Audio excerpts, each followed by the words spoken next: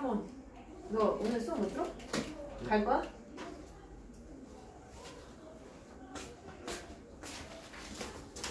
수업 듣고 갈 거야, 갈 거야? 듣고 가. 수업 끝에 앉아. 일로. 궁금했어, 상훈. 여기 앉아. 여기 앉아. 여기 앉아. 추워? 추워? 모양 벗고 이제. 책 가져올게.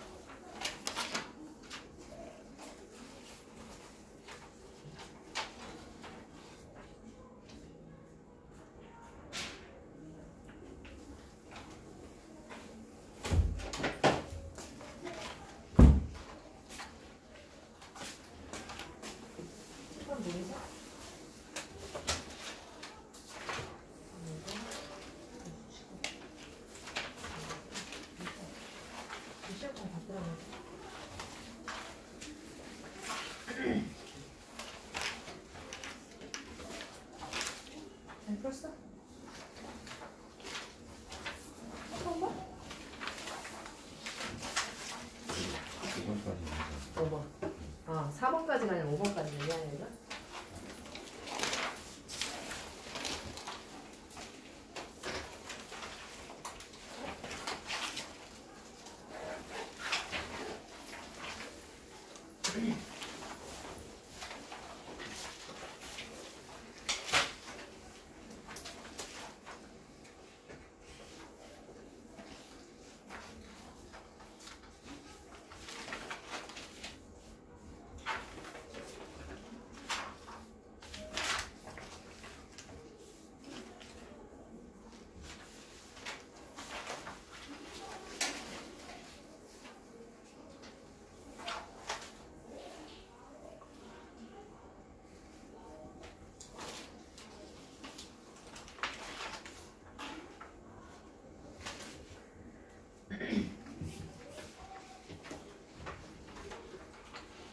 잘해. 1분만 줄게, 1분. 빨리.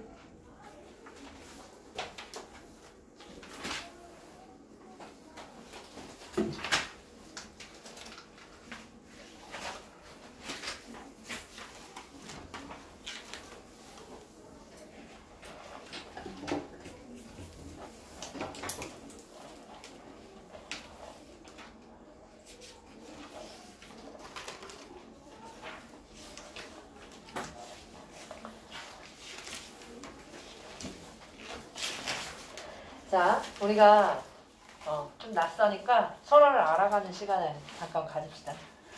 가끔은 비문학보다 고전 운문이 더 어려워요. 저는 비문학은 그냥 괜찮은데 고전 운문이 항상 문제예요. 라는 사람 손 들어봐. 고전 운문이 더 어렵다. 문학이 더 어렵다. 맞아? 셋, 넷. 넷밖에 없어? 그럴 수 있죠. 쇼미더머니 좋아하는 사람 없어? 10대는 안 보이지. 40대의 프로그램인가 봐. 어제 영지가 우승했는데 못 봤단 말이야? 잠시 봅시다. 자, 2020년도 수능 고전 시간인데요. 내가 방금 고전 운문이 더 어렵냐, 비문학이 더 어렵냐 라고 물어봤는데 얘들아, 고전 시간은 잘하는 친구들도 어디선가 삐끗해서 틀릴 수가 있다. 오답률이 오답률이 1위부터 15위까지 중에 문학이 별로 없어. 그런데 희한하게 1등급 맞는 친구들 중에 여기에서 하나씩 틀리는 친구들이 꼭 있어요. 나는 개인적으로 비문학보다 고전 운문이 훨씬 어렵다고 생각을 해. 이유가 뭐냐? 비문학 범위가 요만큼이라면 너네가 아직 내신 때 비문학을 안 하니까 요만큼 공부해서 여기에 시험이 나오면 어렵다고 느껴지는 거야. 아직 비문학 공부를 패턴이라던가 문장 패턴이라던가 문단의 구조라던가 이런 걸 아직 공부하지 않아서 요거 금방 크게 공부하면 다 따라갈 수 있어요. 그런데 고전 운문은 범위가 이만큼이라고 생각해. 굉장히 많아. 훨씬 넓고요. 여기에서 너네가 내신 공부를 해서 이렇게 공부하고 내신 문제는 막 여기서 나오니까 괜찮다고 느껴지는 거야. 그런데 뜬금없이 막 여기서 문제가 막 나와. 보도 듣도 못한 문제들이 막 나온단 말이야. 올해도 평가원 말고 교육청에서 생전 처음 보는 문제를 내가지고 작품을 내가지고 애들이 다 당황했어. 근데 잘 읽어보면 눈 내리는 장면에 대한 묘사였는데 늘 고전 시가를 감으로만 풀던 친구들은 쉽다고 생각해서 감으로만 풀던 친구들은 거기서 완전 조졌어. 문제가 어떻게 나올지 모릅니다. 우리는 이 넓은 문학의 범위를 굉장히 촘촘하게 메꿔 나가야 돼요. 내신 수준에 머무르면 안 됩니다. 알겠죠? 자, 그래서 1, 2월 동안 작품 굉장히 많이 볼 거고 오늘은 두루두루 보겠지만 다음 주는 고전 운문만 빡세게 작품 굉장히 많이 볼 거예요. 그 다음 주는 현대. 자, 이 작품을 고른 이유는 오늘 논란이 굉장히 많았던 문제가 있어서 그걸 한번 준비를 해봤어. 지금 보면 교육청에서 뭐라고 하고 있니? 2015년 개정 교육과정 12문학 03-04 번호예요, 번호. 걔네 홈페이지에 뭐라고 써놨냐면 수능을 출제할 때 이렇게 되겠대. 한국 문학 작품에 반영된 시대상을 이해하고 문학과 역사의 상호 영향 관계를 탐구한다. 그런데 우리가 이게 약해요. 그나마 조선시대는 잘 아는데 40년대, 60년대, 이런 80년대 이런 시대가 나오면 시대의 예상을 잘 이해하지 못해서 작가를, 화자를 잘 이해하지 못하는 경우들이 있다. 비문학은 우리 보고 문제 풀으라고 일부러 쓴 거지만 문학 작품들은 우리 문제 풀라고 낸 게 아니라 독자와 소통하기 위해서 쓴 거야. 우리가 문제 푸는데 도움받을 게 하등 없단 말이야. 그렇기 때문에 얘가 더 어려울 수 있어요. 얘를 분석을 어떻게 할 것인가. 누구는 이렇게 할 수도 있고 그러면 누구는 저렇게 할 수도 있고. 선생님 그럼 답이 없는 거 아니에요? 더 어떻게 공부해요? 일단 무조건 교과서가 기준입니다. 평가원도 미쳤다고 새로운 해석을 막 답으로 내지는 않죠. 교과서가 기준이에요. 교과서에 나와 있는 그 기준대로 교과서 구절이 포함되어 있으면 그걸 기준으로 합니다. 다만 논란이 됐던 거는 시대상도 이해하고 상호 영향관계도 이해를 했는데 이 작품이 1960년대에 발굴이 됐는데 그러다 보니까 이거에 대한 분석 자료가 별로 없는 상태에서 누구는 이 구절을 이렇게 누구는 이 구절을 저렇게 해석을 해서 논문이 두 가지가 있었단 말이야. 그래서 수능 완성에 나왔던 작품인데 수능 완성 해설서에는 저렇게 인간 강사는 이렇게 해설을 다르게 냈는데 하필이면 그 다른 부분이 수능 문제에 딱 나온 거야.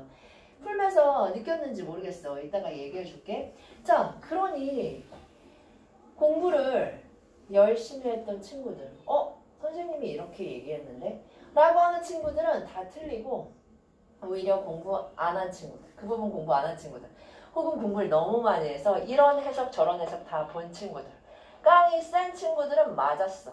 되게 억울하지. 그치? 자, 그런데 그럼 인간강사가 잘못한 거냐? 그렇지가 않아. 5 중에 3은 그런 해석을 내놨고 5 중에 2은 또 그런 해석을 내놨단 말이야. 반대되는 해석.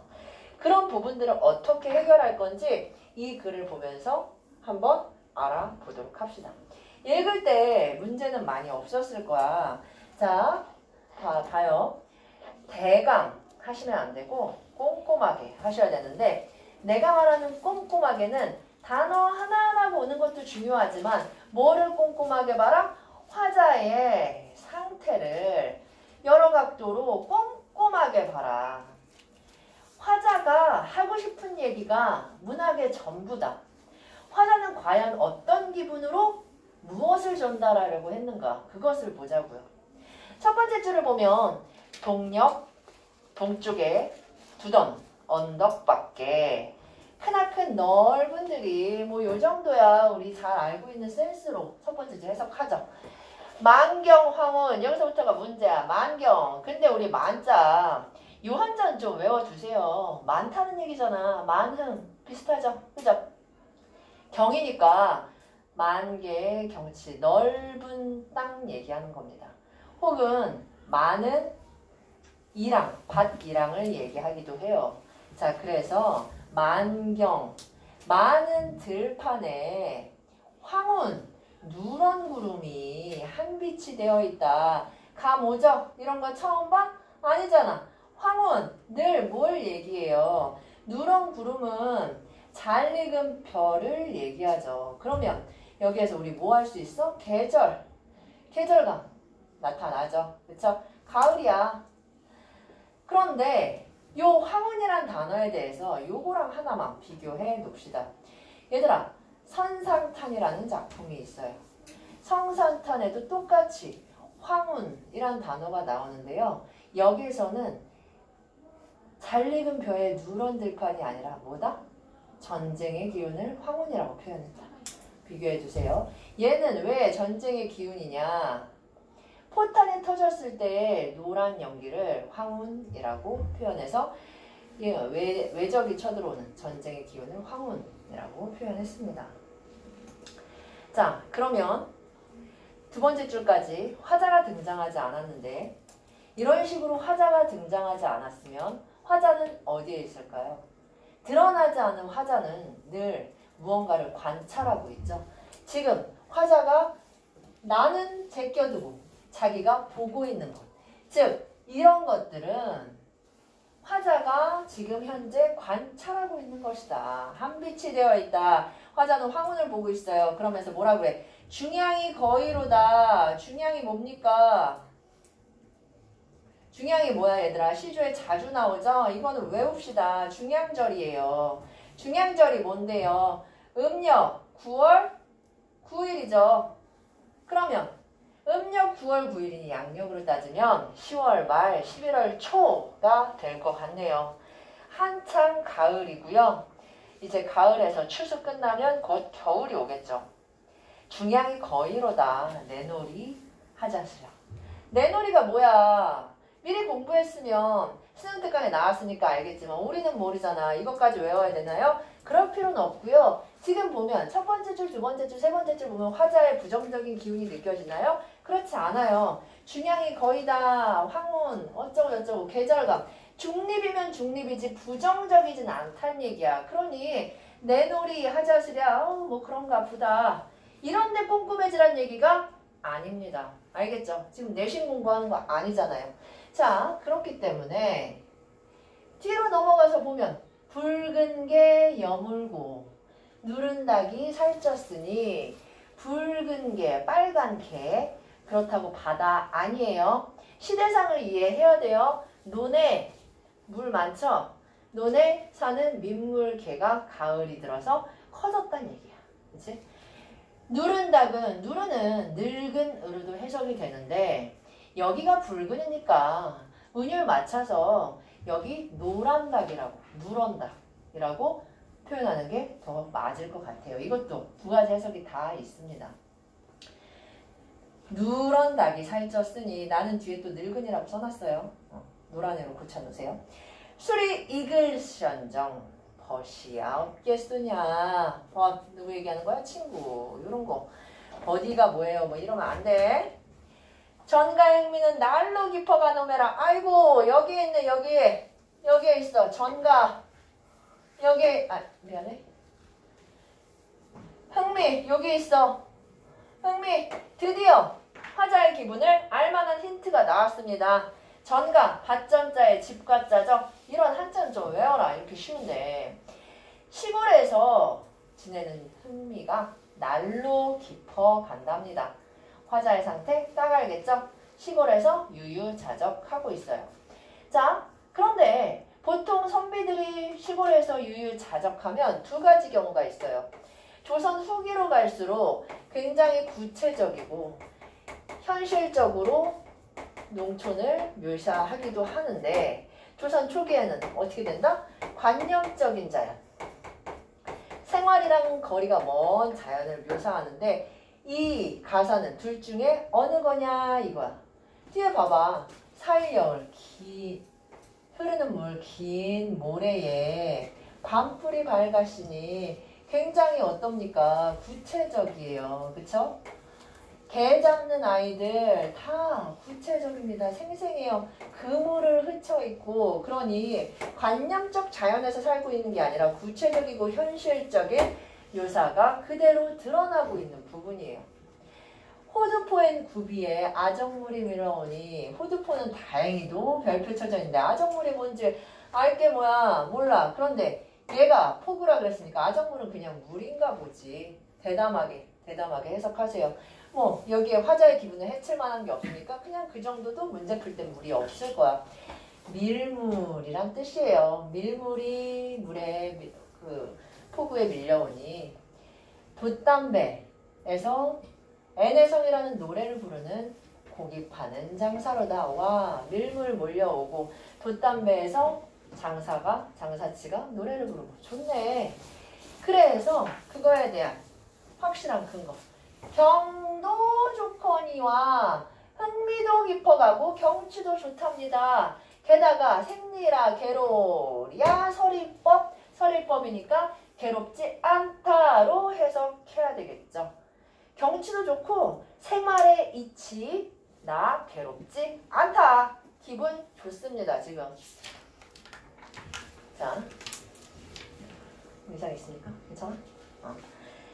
어와 이 청경값이 이실 것이런들. 얘들아, 어와 청경값이 이실 것이런들. 자, 요런 부분이 평가원에서 너네 이거 알지?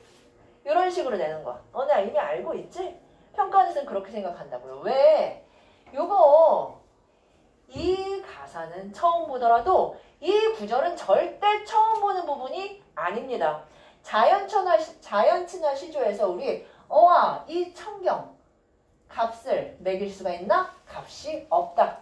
값이 없기 때문에 정확히 다듬문에 내 주제, 내 수준, 내 분수로 이걸 샀을까?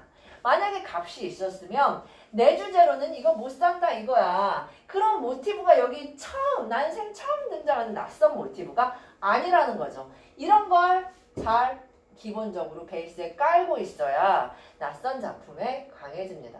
알겠죠? 그래서 내 분으로 들여오랴. 이 청경 참 내가 공짜로 잘 즐긴다. 그런데 여기 단서 하나 정확히 다듬문에 나는 관직 생활을 그만뒀습니다. 정확히 닫았다라는 건 사회생활을 안 한다는 얘기예요. 동네에서 두문불출한다는 게 아니라 내가 세상에 나아가지 않고 세상에 나아가는 문을 닫았다는 얘기야. 그렇기 때문에 관직생활에서 벗어났구나. 사조 없다함이 거짓말 아니로다. 이런 경치는 사사로움이 없다함이 거짓말이 아니로구나. 나는 이렇게 이제 관직도 없는 사람인데도 이런 걸 즐길 수가 있다. 모제에 비친 빛이 옥루라 다를 쏘냐. 갑자기 옥루가 나왔습니다. 루가 무슨 뜻이에요? 루가 뭐야? 이름을 이제 막 못 부르겠어 막 물어봐야 되는데, 그치? 지붕이란 뜻이죠? 그쵸? 요걸 말아야지. 옥루, 12루, 누가 다 지붕이죠. 루. 자, 그러면 띠집에 비친 빛이 옥으로 만든 지붕이라고 다를 쏘냐? 똑같다. 이거 뭐 얘기하는 거겠어? 당연히 궁궐 얘기하는 거죠. 궁궐에도 이 빛이 똑같이 비추고 있을 것이다.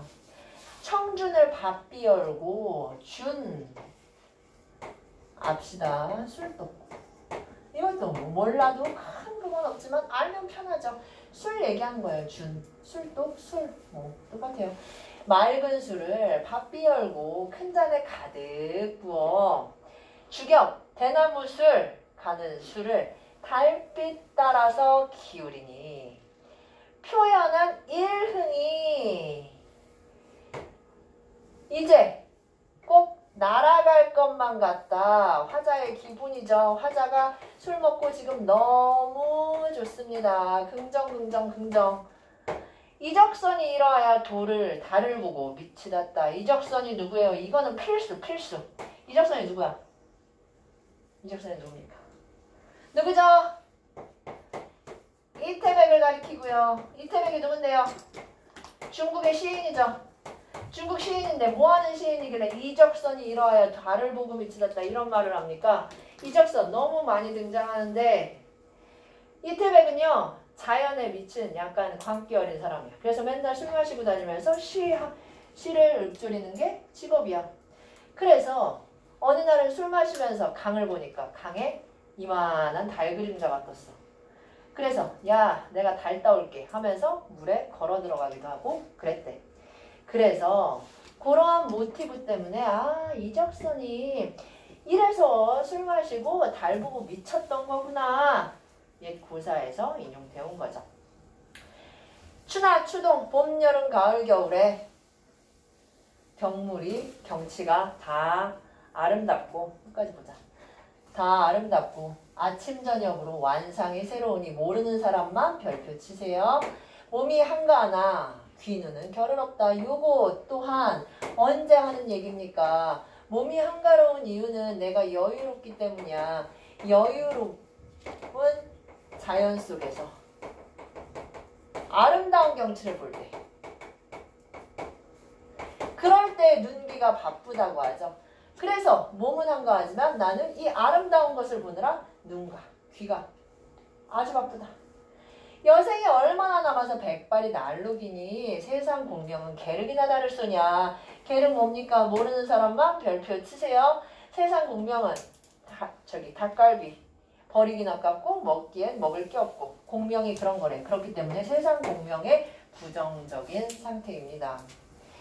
이런 나 세상 공명을 멀리하고 이제 어디에다가 강호어조에 강과 호수, 물고기, 새 뭐 얘기하는 거야?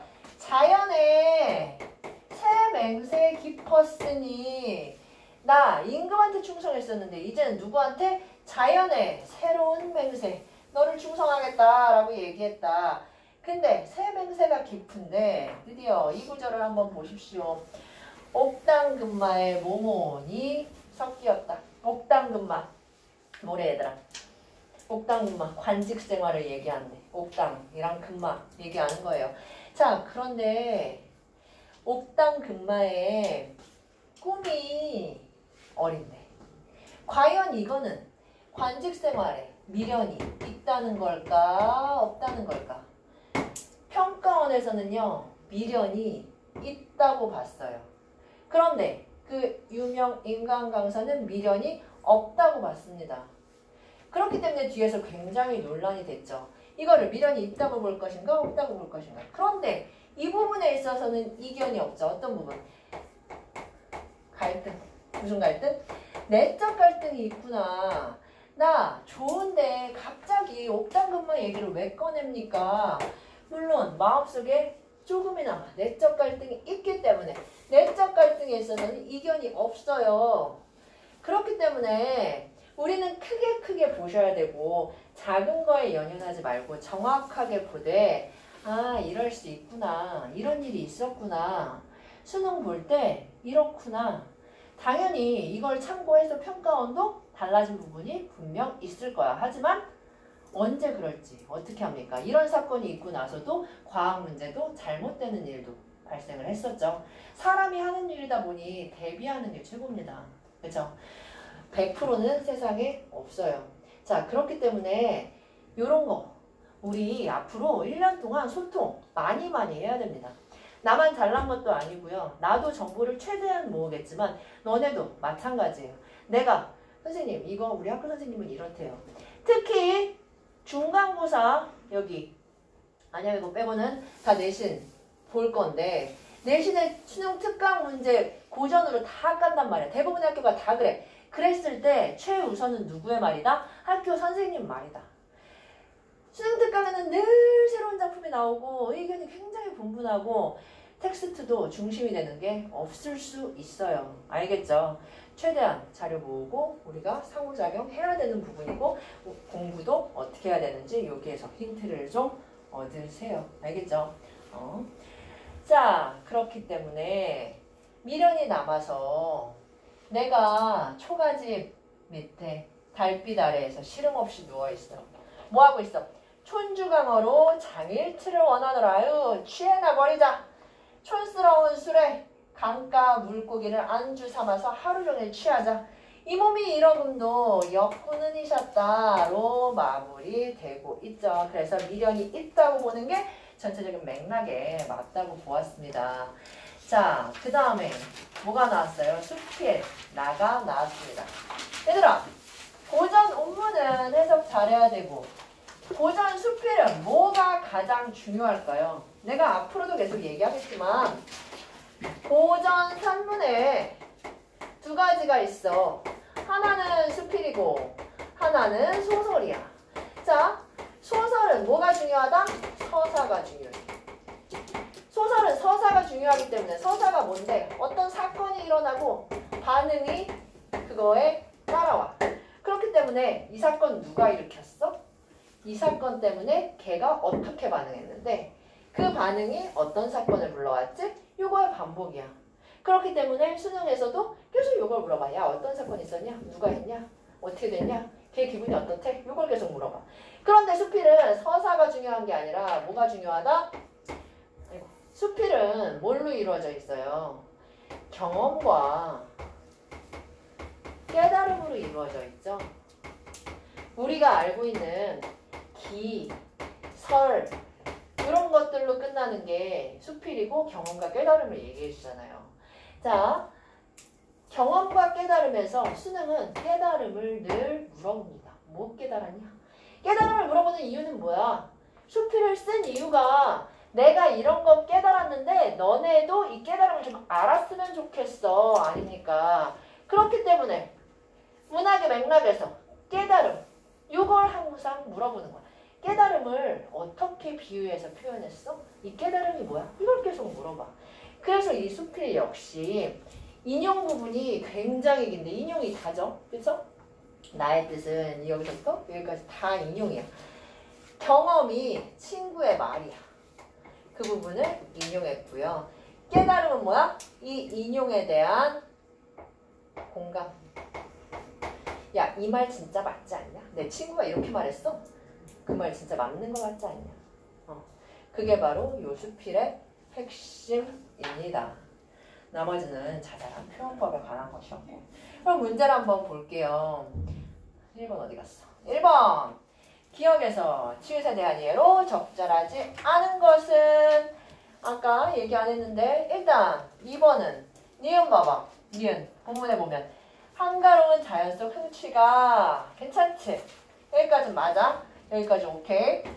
시옷에는 고독을 해소하려는 의지가 자, 그런데 의지는 늘 뭐를 동반한다? 미래지향적인 것을 동반한다. 그래서 있잖아. 야, 나 내일부터 일찍 일어날 거야. 나 이번 주엔 숙제 안 밀릴 거야. 나 다음 주부터 공부 열심히 할 거야. 항상 의지는 미래를 동반할 수밖에 없어요. 근데 시옷을 보세요. 고독도 고독인데 고독도 틀리지만 시옷을 보면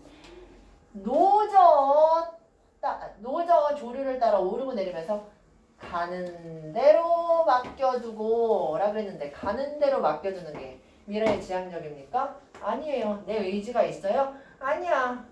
그냥 내 몸을 맡긴데 나 의지 없어요. 그러니 이런 거 틀리면 얼마나 억울합니까? 그쵸? 근데 이것조차 100%가 안 된다는 거. 정답률 100%가 안 된다는 거. 잘했고요. 1번에 그래서 2번입니다. 2번. 내가 나랑 벌써 2학기 때 수능 공부한 친구들 내가 맨날 보기 읽지 말라 그러는데 오늘은 보기 읽으라고 할 거야. 왜? 시간의 단축보다 그냥 기출에 나온 보기니까 기출도 이 보기 공부해야 되는 분이니까 오늘은 공부를 좀 해보자고. 우리가 월서는 16경과를 전혀 몰라도 보기를 통해 가이드 삼을 수 있죠. 굉장히 정확하게 알려주고 있어. 뭐래? 월선원 주변의 16경관이라서 월선원 16경과. 보통 이론 제목들이 그렇죠. 그쵸? 숫자, 경치 노래. 그치? 당연히 좋으니까 경치에 대해서 노래하겠지. 자연의 유유자적한 삶을 읊으면서도 현실적 생활 공간으로서의 전원에 새롭게 관심을 두었다. 그렇대. 요거 굉장히 잘 묘사되어 있다고 얘기하고 있죠.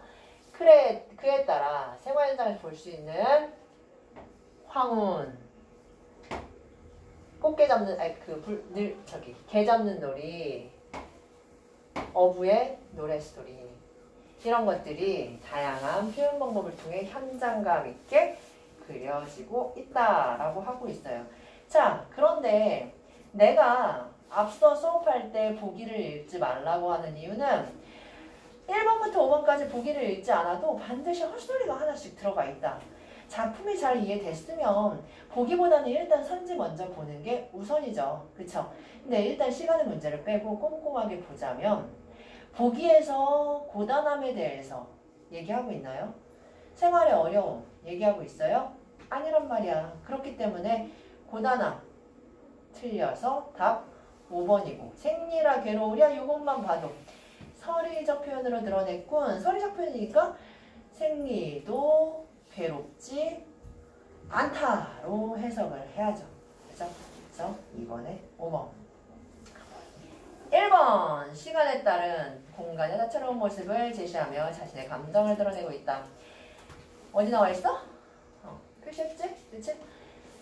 해가 지고 달이 떠오르며 밤이 깊어 여름날 겨울하늘에 어우 즐겁다 좋다 하고 있어요. 그래서 3번에 1번 문제 아니었고 4번에 별표 하나 칩시다. 자, 4번 보세요. 보기를 보니까 뭐라고 나와 있어? 작가는 벗의 말을 인용하여 자신의 생각을 드러내고 있다. 작가는 경험을 통해 깨달음을 드러내고 있다. 그치? 근데 요 인용이 뭐래? 기록할 만한 가치가 있어서 벗의 생각에 나는 어떻게 하고 있다? 공감하고 있다. 이게 전부야. 보기의 내용이야. 그래서 나는 누구한테? 벗으로부터 영향을 받고 있어. 방향성이 이래. 그런데 3번만 뭐라고 얘기하고 있어? 작가가 벗을 아우로 삼고 있다는 것을 통해 짝도 안 맞지만 이렇게 두 개의 짝도 안 맞지만 벗이 추구하는 삶의 자세가 작가로부터 전해받은 것이다. 벗에서 영향이 누구한테 가고 있어? 아우래. 잘못 썼지? 작가에서 누구로 가고 있다? 벗으로 가고 있다는 설명이니까 서로 맞아요 안 맞아요? 방향성이 맞지 않죠. 그쵸? 그렇기 때문에 4번에 3번입니다. 짠짜라짠 드디어 5번 봐봐. 5번 봐봐. 5번 보세요. 야 진짜 환장하겠지. 네가 달달 외워봤는데 나는 분명히 은거를 긍정하지만 현실 정치에 미련이 없음 하고 달달 외웠단 말이야. 1위 했으니까 달달 외워가지. 근데 1번부터 이렇게 나오면 진짜 멘탈 깨지지 않겠니? 얼만큼 공부를 해가야 되는 거야. 운이 굉장히 안 좋았죠. 그쵸? 현실 정치에 미련이 있음을. 근데 이게 옳대. 1번을 이것 때문에 일단 제껴놓고 보면 2번부터 5번까지 답이 없다. 3번을 제일 많이 꼽기도 했는데 뭐 일지도 없을 거고. 그치? 그래서 굉장히 헷갈리는데 3번도 정치현실의 번뇌? 지금 정치현실 때문에 번뇌하고 있지도 않죠. 그런 부분도 없단 말이야. 답이 없어. 괴로워. 맞췄어도 여기에서 고민 좀 때렸으면 문학 문제부터 비문학보다 문학 문제부터 푸는데 이어서 시간 끌었으면 비문학 하나 놓치죠. 그죠? 그냥 안타까운 경우입니다. 그럴 수 있어요, 근데. 자, 이런 거 없도록 우리 최선을 다할 거고요. 5번에 그래서 적절한 것은 답이 1번입니다. 있고 정치현실의 미련이 있고 B는 공백형이 정치현실의 몸을 담고 있지만 자연이 좋더라 하는 얘기를 하고 있죠. 그쵸? 5번에 1번. 뒤에 현대어 해석이 있으니까 어휘 체크하시고 맥락 체크하시고. 자, 이어서 굉장히 깁니다. 현대소설과 희곡이 이어져 있는 2019년도 수능이에요. 한번 봅시다. 길어.